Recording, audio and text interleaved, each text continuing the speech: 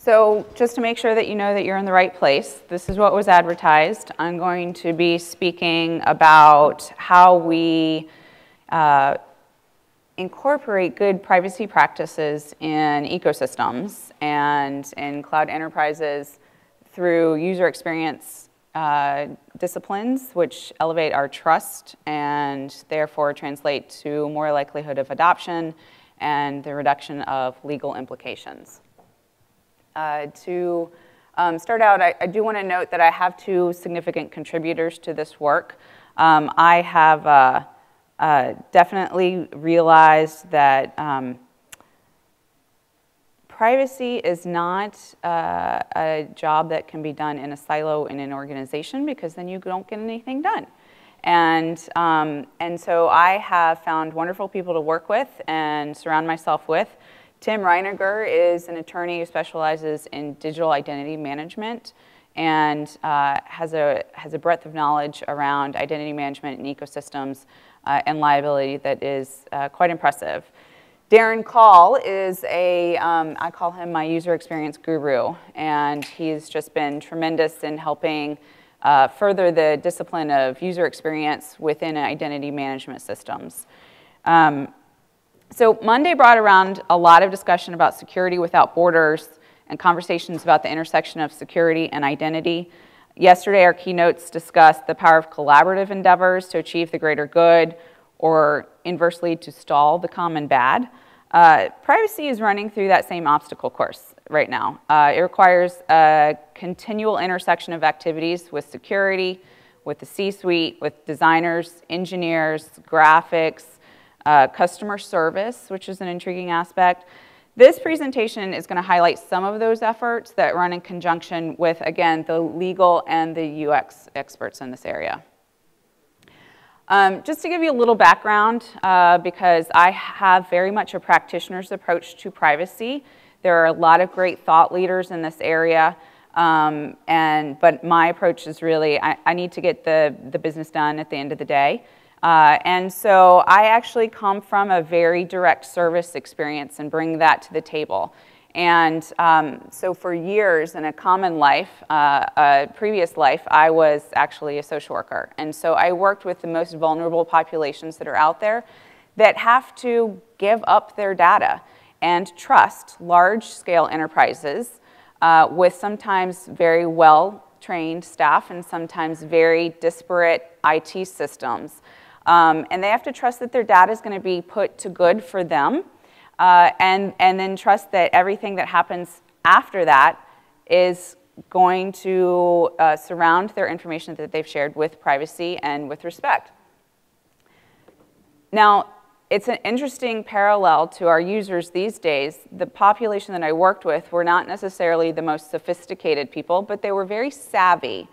And I think our user population this day is really starting to edge up on that as well. They may not necessarily be sophisticated in all the back-end development and knowing where the data is flowing between organizations or how and the security, but they're savvy enough to realize that they should start asking questions and demanding certain levels of handling and properties that go along in the protection of their data.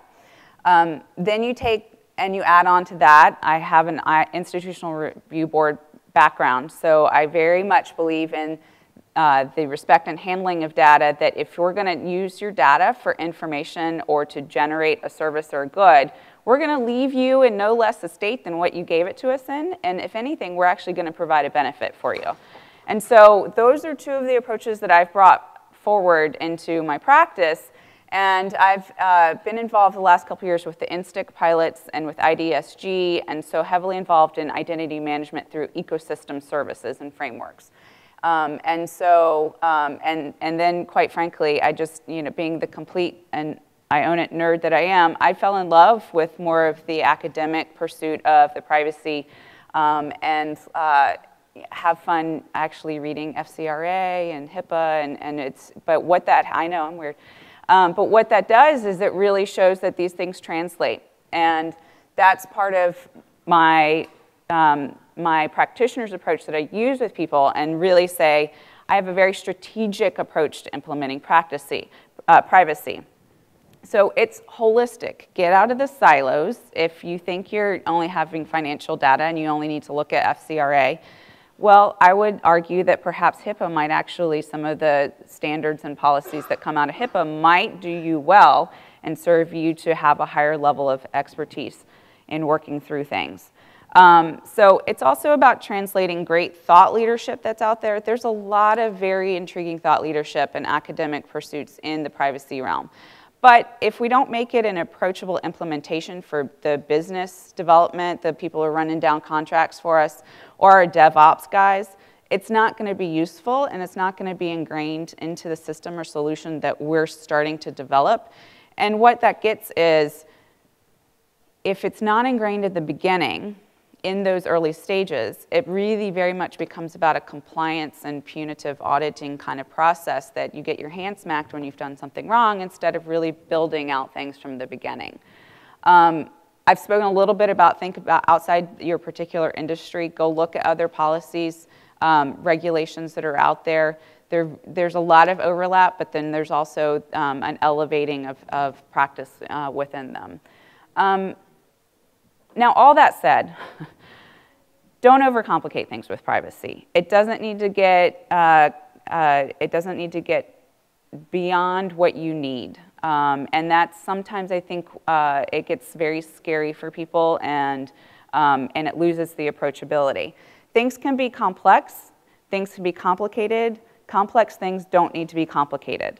So try to just go back down to basics whenever you need to really think about what am I going to do with privacy? How am I going to satisfy the user, but get my ends met for the business needs? So there's just a few things that I always remember when I'm working with the engineers and we're trying to come up with solutions to how do we get this information, but then how do I comply with the HIPAA or the FCRA and the data flows? And I know that the data is translating, traversing across all these organizations.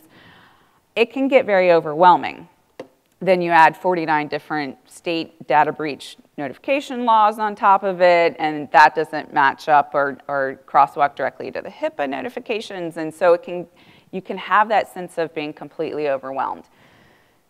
Don't complicate it. It's complex. It doesn't have to be complicated. So one of the big things that Darren taught me with user experience and that has been valuable, and we don't lie. Don't lie to your user. Don't deceive them. Be open and honest with what you're doing.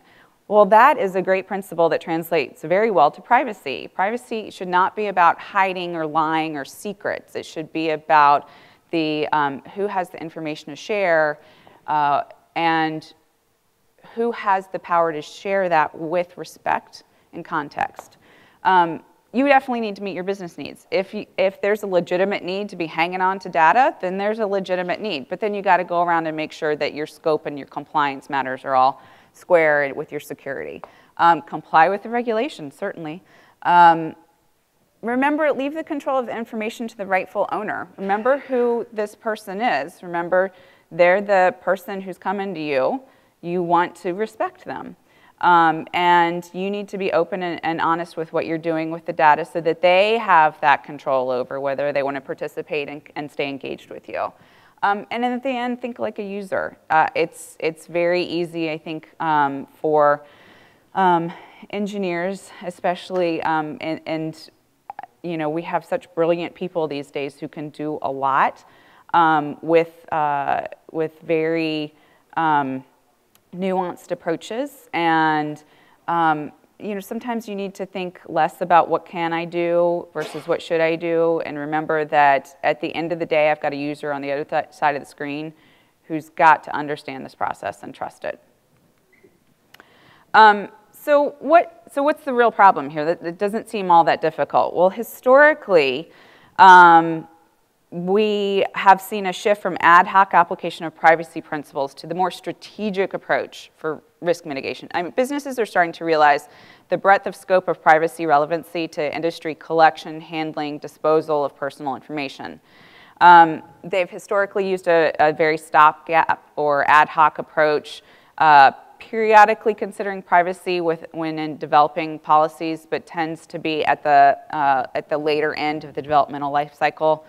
They're not systematic in nature or not established or generated in conjunction with security, almost seen in opposition, which has, for me, been a very exciting endeavor to work closely with security teams that don't always want to work with privacy.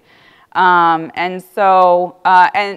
historically, the privacy policies or practices were again seen as a necessary reaction to certain security requirements or regulatory mandates.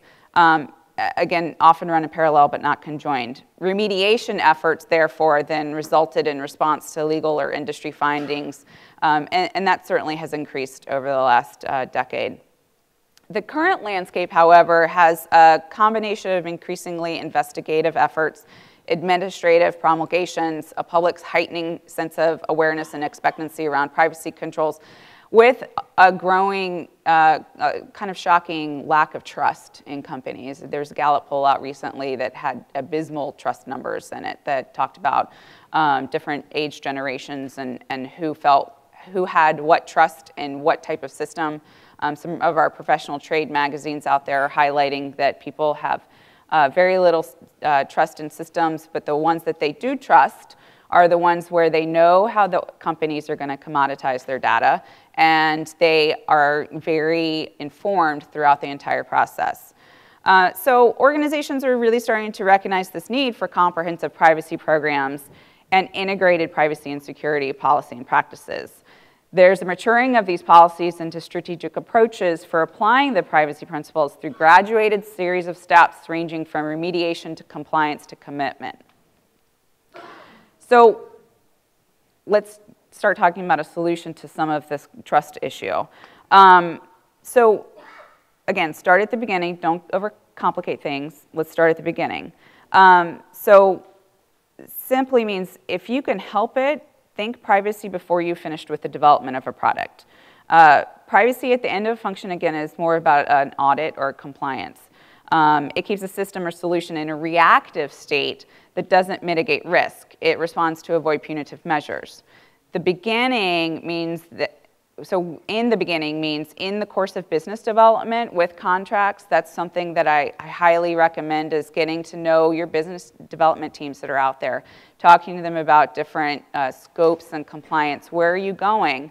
Not only in a temporal perspective, so not only 3, 6, 12 months out, but geographically, where are you going? Age range, where are you going? Are you going for children? Are you going for children under a certain age? Are you going for traditionalists who have a much higher trust threshold that you'll need to accomplish? And then engage with engineers and developers who are actually writing these solutions or integrating across platforms, and have them start to consider involving you in their in their scrums, in their planning projects, and really start training them that this is not something that we talk to by email 3 months after the product is released or right before we have to get some clearance before legal. And so really start working with them. Remember the goal of privacy in the cloud. We are trying to provide a level of control and respect that protects the user's data within the system, and that, and through the interactions with service providers, clients, these ecosystems can get very complicated. And on the technology side, we can be very happy and understanding all of that. That doesn't mean that the user understands that, and the less they understand or have comfort with knowing about, the lower their trust level is going to be.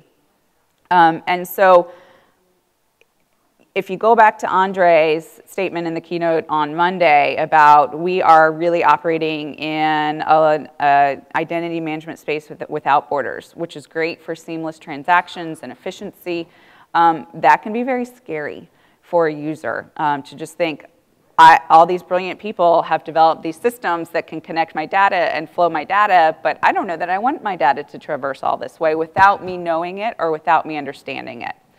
And so one of the things that I'm talking about today is really I'm taking a very small slice of a proposed solution and how to look at consent and authorization with a user experience hat on.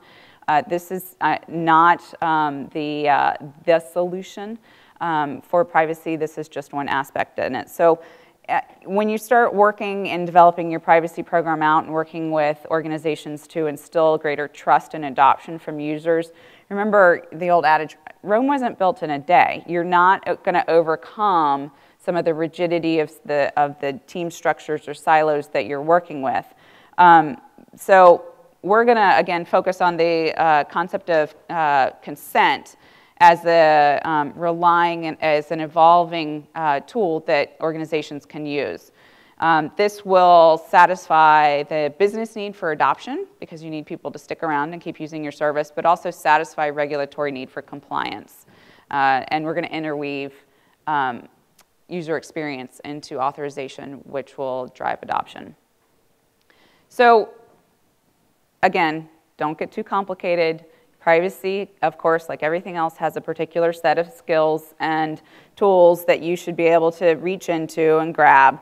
And certain ones work better in certain environments. Again, right now we're talking about ecosystems or enterprises where data is traversing. There are several well-vetted privacy risk mitigation tools. You've got transparency, and organizations should, of course, be transparent in collection and handling. Businesses are increasingly articulating the authority by which they may collect the data.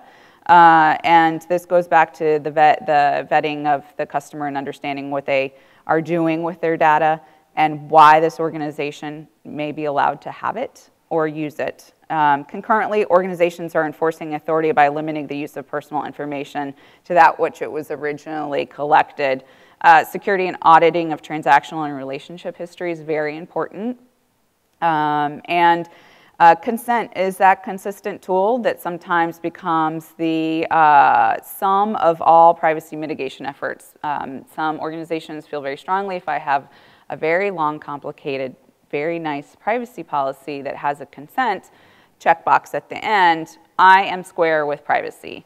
And it doesn't quite happen like that. Blanket trust in a consent mechanism for limiting or resolving all privacy risks in the collection and handling may not be sufficient for evolving practices and systems as we have now.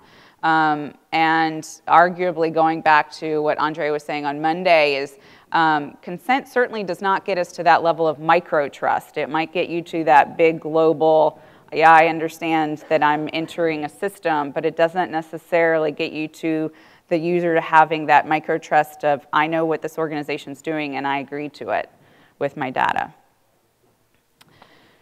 So let's talk a little bit about what's the difference between consent and authorization. And this is a little bit of where I mean look outside of your industry with policy standards if you can take some time to educate yourself. HIPAA actually does a really nice job of articulating the difference between consent and authorization and when the two different things should be invoked.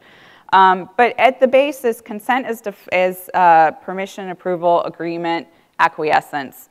In the identity management space, consent is usually the exercise of choice by an individual, but often in a binary decision the individual makes to approve or disapprove business from collecting or handling a bundle of information at the very beginning of the interaction. And so it gets lost often in those big, complicated privacy policies. Am I consenting to navigate through this system, or am I authorizing someone to use and handle my data through the back-end systems that may need to go through identity proofing or vetting or bouncing up against authoritative sources? Am I really authorizing all that by saying I consent to operate with the system? It can get very tricky, and it can feel from a user uncomfortable and deceptive. So contemporary research into what consent accomplishes points the need to really provide opportunity for authorizations in the transactions in addition to the consent process in a more real-time, approachable manner. And so, again, think of the user. So the user is going to want to know what they're doing with the data and what the systems they're going to be using and how they're going to be translating the data across the systems that they're connected with and integrated with. And so We can look to authorization for this. It can be a more meaningful tool than an initial consent wrapped up in a privacy policy. It's a more granular process that allows the individual to be in full knowledge and comprehension of what's going on, and then allows that person to actually authorize or decline to authorize that process from happening. And this really points out, so how do we do this? You know, how do we throw up consent in a meaningful way that gets the job done? Because again, we don't want to have a very hard process for users to navigate through. Okay, so again, now's the time to remember that privacy is very much about the internal actions between actors developing the business and product. So it's not just about how do we interact with users, it's how do we develop the processes inside to make our interactions with the users better.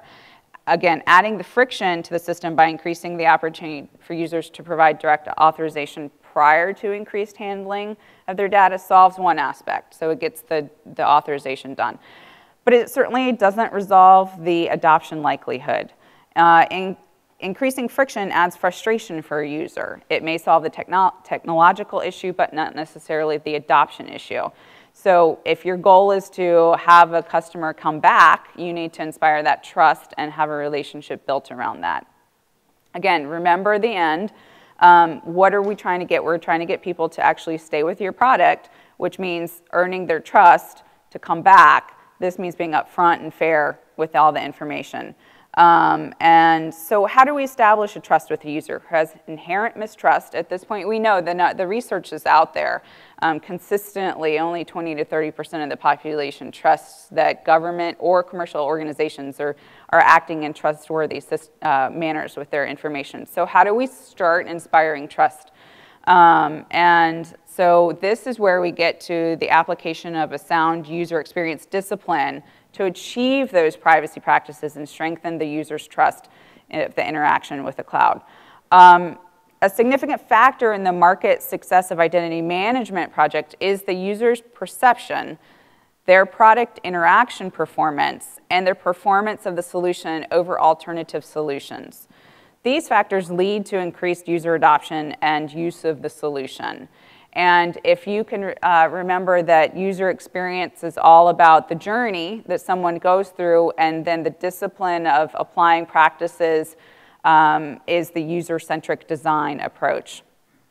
And so here are some actual UX principles that are called out and used for identity management products, specifically ecosystems that integrate across multiple systems. And again, don't lie to the users. So you always want to tell the truth. And so you want to be open. You want to let them know who they're interacting with at any given moment, which is hard sometimes when you have data traveling between umpteen million of back-end processes. But the more that you can articulate who that person is interacting with at that point, the better. Make it visible. Make it predictable. People don't want, I think we heard earlier, change is hard for people. And the more you can make something more predictable in a process flow, the more comfortable they're going to be with it. Be trustworthy. Give them value in this process. Make efficient data requests. So, you know, I am all about a very clear and consistent, adequate notice statement, but I don't want to ask the person that necessarily every time I need data flowing somewhere, because that's just going to drive the users crazy, and they're going to go, this is taking me 10 minutes to get into this e-commerce site. All I wanted to do was buy a t-shirt, and now I've had to answer the same question 13 different ways to make this company more compliant with privacy. So really consider the efficiency from the user's experience. Use language that is consumer-friendly, not security-friendly. That's actually a big one that I work with on security and engineers a lot. Again, when you work with very brilliant people, sometimes you have to help them understand how they can translate to normal, common people. And I'm one of those people. I'm not a technology geek. I'm a privacy nerd. So I speak a little bit less of the techno lingo. Remember that our remedy here is not to fix the user. I hear this a lot with some engineers these days that, well, it's the user's fault because their password sucked. It's not quite the solution that we're after with this. A lot of organizations or systems will, really try to make the user stronger through putting the accountability back on the user, which we heard yesterday in the keynote panel with Ron. The accountability for interacting with the system can be positive, and we can ask the user to have more involvement and a more sophisticated understanding.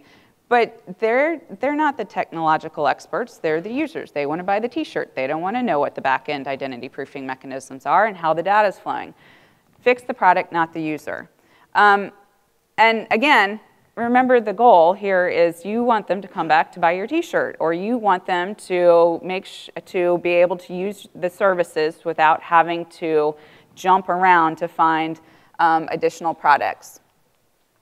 So I'm going to run through this real quick. So interweaving user-centric design and privacy methods can certainly drive adoption because you have people who have an increasing trust circle and a relationship with the organization, which is great for business, but what does it do about mitigating my legal risk? And so then we start looking at, well, that's very interesting. If you provide a user controller for their data and get regular authorization and check-in, and they know what's going on with their data, and you have good logging and tracking that these people have interacted with the system in a meaningful way, in an informed way, this actually reduces the company's legal risk. So you get out of the 9-page privacy policies that there's 1 or 2 words that, that people can miss, and then you have investigations and deceptive and unfair practices get called out. If you do this in a very user-centric way, it enables the owner of the data, so the person who's actually giving you the information to generate their online identity, control over the use and usage, which then reflects this minimum criteria for issuing, validating, and securing interoperable digital identities. And interoperable digital identities are really key to reducing liability and maintaining standards.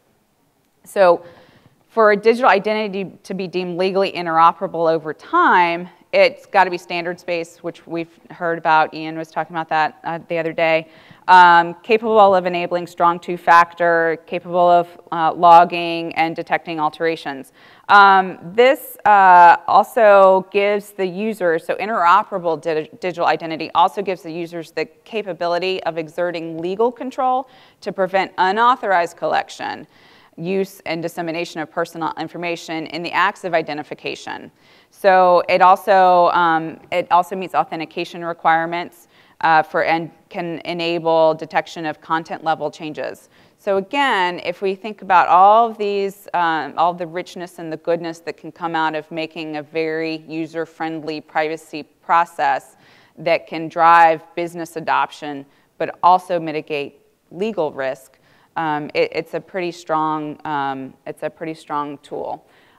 So user centricity authorization as a privacy tool can actually elevate our level of trust and satisfy more privacy risks than just a blanket consent at the beginning of a process for identity management and ecosystem behaviors. And again, if you go back to some of the classic privacy risks that are out there, this type of authorization and being very clear and consistent and transparent while providing individual control can reduce a lot of these traditional risks that you see, which a lot of compliance and regulations are based off of these days.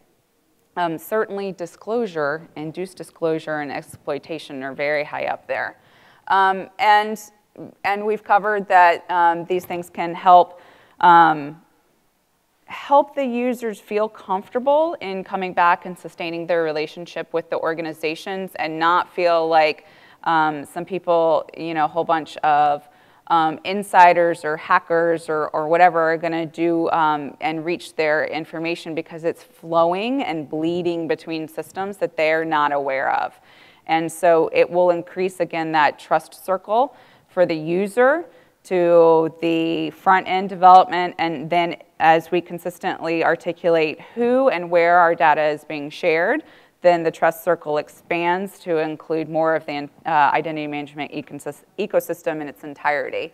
And then, of course, you get back to a well-informed consumer certainly is one that does not have as much legal standing when you are speaking about deceptive practices. So it really meets a lot of the red hot buttons if you can think about this in a more holistic and approachable way. And again, don't forget what you're trying to do here is do something good for the user and do good with privacy in an approachable way. And again, those are, if anyone's looking for Tim or Darren, they're amazing. They were not able to be here, but great thought leaders. And with that, I think I'm out of time.